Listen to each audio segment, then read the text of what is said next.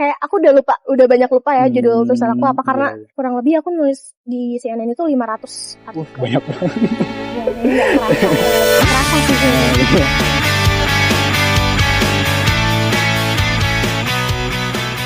Dan Nona sendiri juga udah cerita gimana sih dunia kerja yang tidak semenyenangkan yang kita bayangkan juga gitu. Tapi kan waktu pas kita sekolah, aduh pengen cepet-cepet dewasa, pengen kerja gitu, pengen dapat duit, foya-foya segala macam, kenyataannya tidak sebanding yang dikira ya gitu. Dan mungkin Nona Ora sendiri bisa cerita gimana sih proses kerja seorang reporter magang di CNN, mulai dari menerima penugasan yang terima hingga artikel. Sebenarnya tadi juga udah ceritain ya, cuman kayak mungkin bisa lebih detail juga biar Bung Donan sendiri juga tahu gitu ceritanya.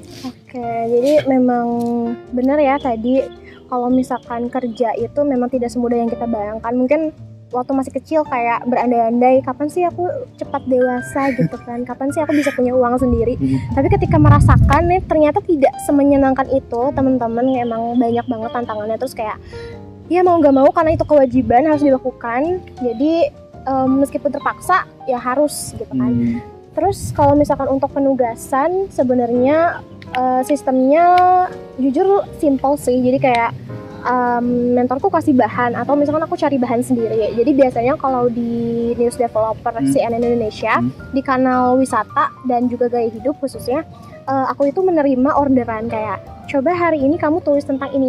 Jadi misalkan kata kuncinya udah dikasih, dan aku juga sempat ngegarap SEO writer, jadi sempat ngegarap kata kunci untuk artikel yang dinaikkan sebagai artikel SEO gitu. Jadi memang biasanya ada permintaan dari redaksi atau editor aku, atau misalkan aku yang minta kayak lagi ada isu ini nih yang terbaru tentang pariwisata, kayak contohnya ada peraturan baru di penerbangan atau aviasi, atau misalkan ada kasus-kasus yang lucu nih di TikTok, di Instagram. Kayak sebenarnya kita juga banyak memproduksi tulisan-tulisan rewriting atau tulisan yang kita mengambil dari sumber lain. Jadi kayak contohnya artikel luar terus diterjemahkan gitu ke dalam artikel kita gitu.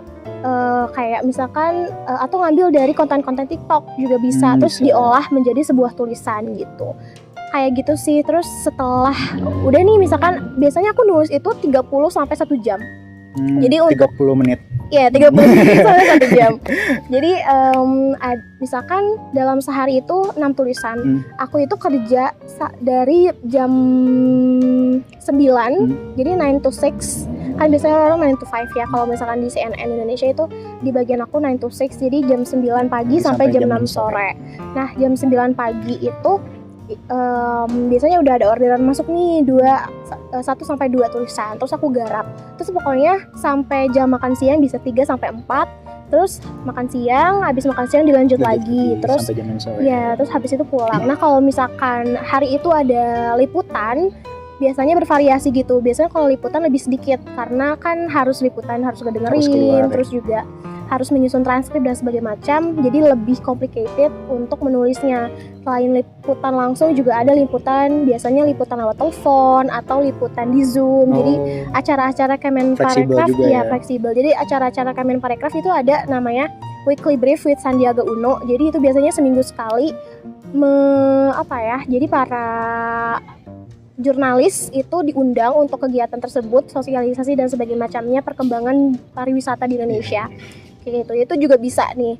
Dan sebenarnya ini out of topic, tapi jujur menjadi reporter sangat menyenangkan karena kita juga bisa dikasih bonus jalan-jalan. Kayak waktu itu aku meliput tentang wisata baru di Taman Safari namanya Enchanting Valley. Itu baru dibuka banget awal tahun kemarin, jadi sekitar bulan Januari kesana. Terus kayak jadi gak cuma liputan, gak cuma kerja, bisa healing, bisa liburan, bener banget. Jadi kayak menikmati juga gitu loh kerjanya. Terus waktu itu aku juga dapat tiket konser John Legend, harganya pokoknya tiket konser Diamond John Legend. Tapi sayangnya aku nggak bisa datang. Kenapa? Karena jauh ya tempatnya, di Sentul gitu. Kebetulan aku di Mampang, Jakarta Selatan. Itu dikasih dari Sandiaga Uno gitu. Jadi memang kesempatannya banyak banget sih untuk belajar di dunia jurnalistik gitu, karena selalu ada yang baru.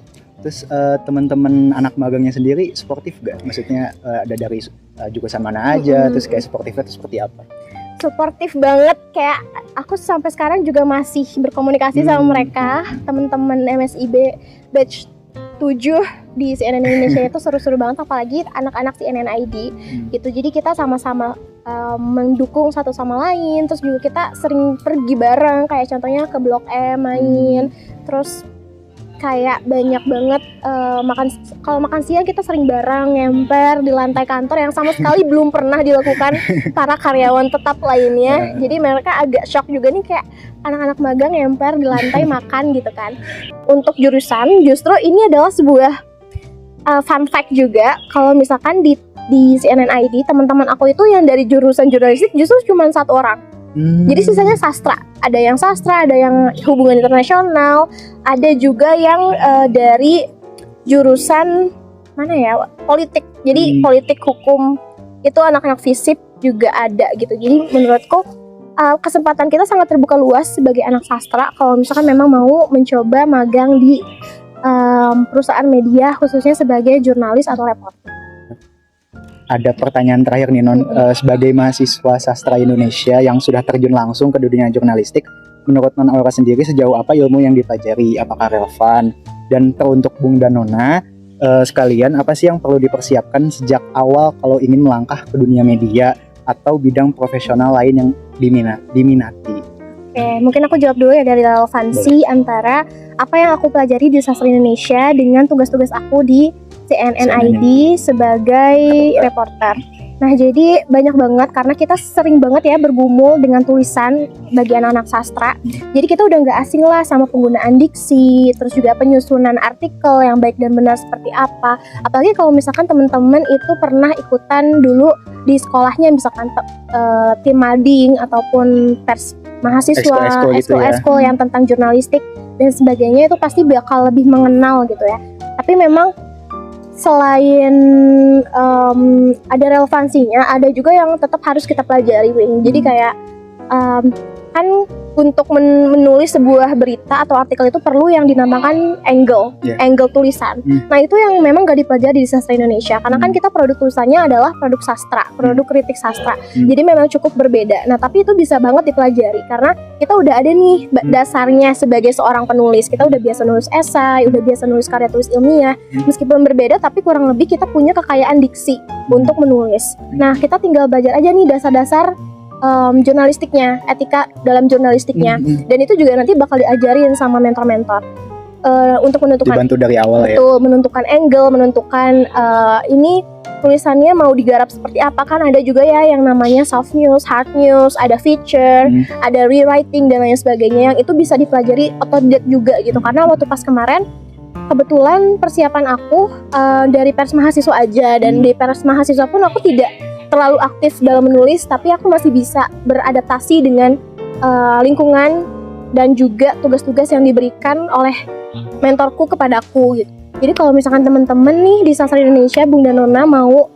mengambil magang di posisi reporter atau jurnalis, mungkin kalian bisa nih ikut kegiatan pers mahasiswa, kan ada ya di fakultas untuk UKM-nya sendiri, UKM jurnalistik sendiri. Terus kalau misalkan memang tidak sempat mengikuti UKM jurnalistik, bisa nih belajar kayak membaca produk-produk jurnalistik dari portal-portal berita, bisa dari CNN Indonesia, atau misalkan mau di Tempo gitu, belajar kayak karakteristik tulisan Tempo itu yang seperti apa sih gitu, karena kita bahasanya. Betul, karena di CNN pun aku menyesuaikan dengan gaya bahasa yang CNN sering gunakan gitu, untuk mempertahankan ciri khas dari tulisan-tulisan CNN gitu. Terus apalagi ya yang dipersiapkan, kemampuan mental itu penting banget. Terus juga mengasah cara berkomunikasi, karena sebagai seorang jurnalis gak selalu menulis, tapi ada kalanya kita juga berhubungan dengan narasumber, berhubungan dengan bisa dibilang kayak orang-orang di luar job desk kita gitu ya. Kayak contohnya ketemu PR atau public relation dari acara yang kita liput misalkan, itu banyak banget ketemu. Terus komunikasi yang baik itu harus gimana sih, terus cara kita doorstop. Aku juga waktu itu agak sempat kaget, oh ternyata doorstop tuh harus kayak gini ya, harus punya keberanian. Iya, jadi harus memang punya mentalnya gitu, selain memang punya bekal pengetahuan dan juga kemampuannya, harus punya mental, karena banyak menghadapi orang-orang, karena seorang jurnalis itu memang bekerja dengan banyak orang, bekerja dengan berbagai situasi, dan produk yang dihasilkan juga banyak, gak hanya tulisan aja. Aku juga bikin video liputan. Berarti harus siap dan sigap ya. Benar. Oke, mungkin seperti itu aja Non untuk pembahasan kita pada segmen Nenggoreng kali ini. Semoga bentuk obrolan ini dapat memancing diskusi mendalam dan memberikan insight bagi para Bung dan Nona sekalian. Semoga hal ini menjadi tertarik juga buat Bung dan Nona di dunia jurnalistik ataupun media yang ingin magang atau kerja di sana. Aku Bung Awing dan Aura, pamit undur diri. Sampai jumpa. sampai jumpa. Terima kasih.